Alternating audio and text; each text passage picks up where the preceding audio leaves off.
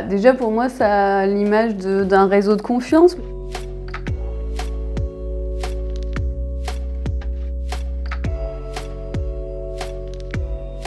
Alors moi je suis inscrite sur Médoucine depuis que je me suis installée en fait, donc début 2020. J'ai eu dès le premier mois de février des rendez-vous qui sont réservés en ligne, donc via Médoucine. Ce qui m'a convaincue, que j'étais vraiment à l'aise avec Médoucine, c'est que j'ai eu assez vite des rendez-vous et assez vite des avis qui ensuite faisaient venir d'autres personnes. C'est vrai que souvent les gens ils me disent j'ai comparé, je vous ai choisi parce que j'ai lu les avis. En fait c'est automatique, c'est vrai qu'après le rendez-vous, donc il y a un mail automatique de Médoucine et je me suis toujours dit que il devait être tourné d'une façon qui était assez sympa pour que la personne ait quand même envie facilement de donner un avis, sans que moi j'ai besoin de le demander en plus.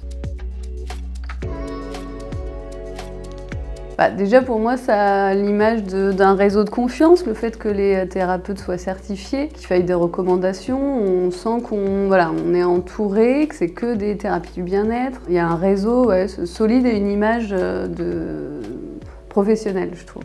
Oui, Médoucine propose effectivement régulièrement de participer à des événements ou des webinaires. Donc moi, oui, j'avais participé à un webinaire grand public, un webinaire auprès des praticiens du réseau et un salon dans le cadre, c'était le salon des seniors. Donc j'avais fait une intervention sur les fleurs de bac, donc ouais, c'est bien d'avoir ce genre d'opportunité. Oui, Médoucine a l'air, en tout cas dans la communication qu'on reçoit, ce que je peux voir, ou dans les mails quand ils nous tiennent au courant ou sur les réseaux sociaux, qu'il y a une volonté effectivement de démocratiser les médecines douces et d'œuvrer pour la reconnaissance, une médecine plus intégrative. Donc c'est des choses que je vois effectivement passer en étant dans le réseau. Surtout qu'en ce moment, au niveau des médias, c'est vrai que la naturopathie elle est un petit peu malmenée, c'est un peu critiqué, donc c'est bien qu'il y ait un équilibre et qu'il y ait aussi des voix de professionnels et de gens qui connaissent vraiment les médecines naturelles. C'est bien qu'il puisse y avoir des voix qui s'élèvent et qui connaissent effectivement.